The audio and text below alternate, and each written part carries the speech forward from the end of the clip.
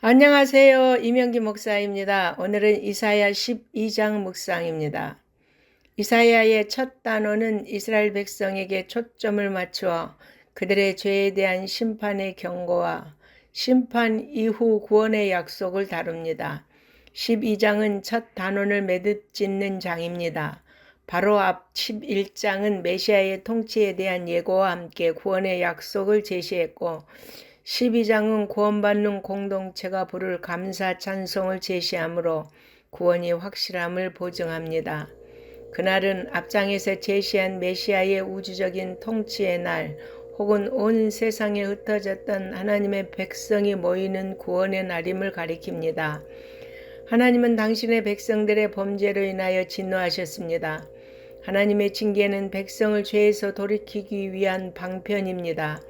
때가 되어 하나님은 진노를 멈추시고 용서의 은혜, 구속의 은혜를 주사 백성이 회복의 길로 돌아오도록 은총을 베푸셨습니다. 이 백성은 이제 하나님의 크신 은혜에 감사하며 찬양하지 않을 수 없습니다. 과거 이스라엘 백성들은 외적의 침략 앞에서 아수르를 의지하는 등 여호와께서 구원하신다는 믿음을 저버렸습니다.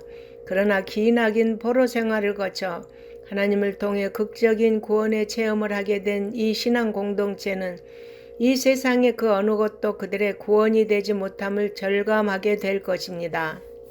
그리고 과거 여러 선지자들이 목놓아 외쳤던 여호와만이 너희의 유일한 구원이시다라는 사실을 인정하며 구원을 주신 하나님께 감격에 겨워 감사의 찬송을 올리게 될 것입니다.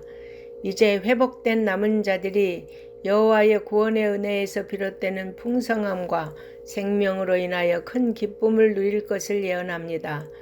메시아가 이 땅에 오신 목적은 양으로 생명을 얻게 하고 더 풍성히 얻게 하려는 것이며 그가 주시는 물을 마시는 자마다 그 배에서 모든 불만족을 사라지게 하는 생수의 강이 흘러넘칠 것입니다.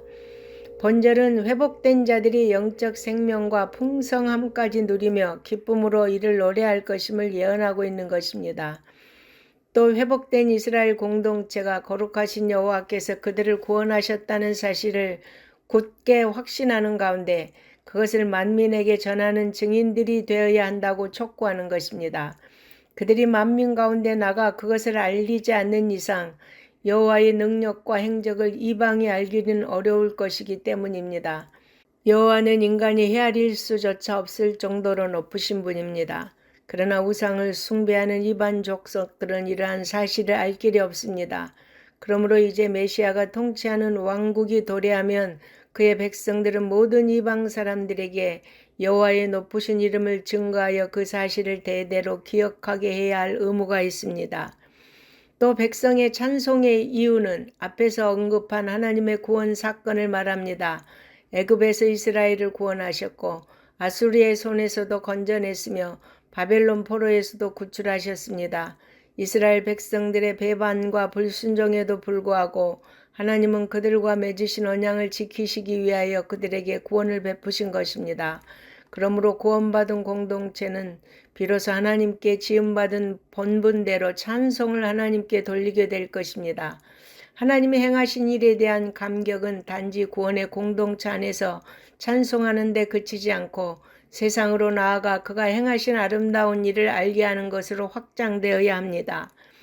끝으로 시온의 주민은 바벨론 포로 귀환 이후 회복된 선민 공동체를 지칭하며 시온의 거민들이 기뻐 소리쳐야 할 기쁨의 근거는 무엇보다도 임마누엘 되신 여호와께서 그들 가운데 계심을 인하여 크게 기뻐하며 매우 흥겹게 찬양할 것을 촉구하고 있습니다.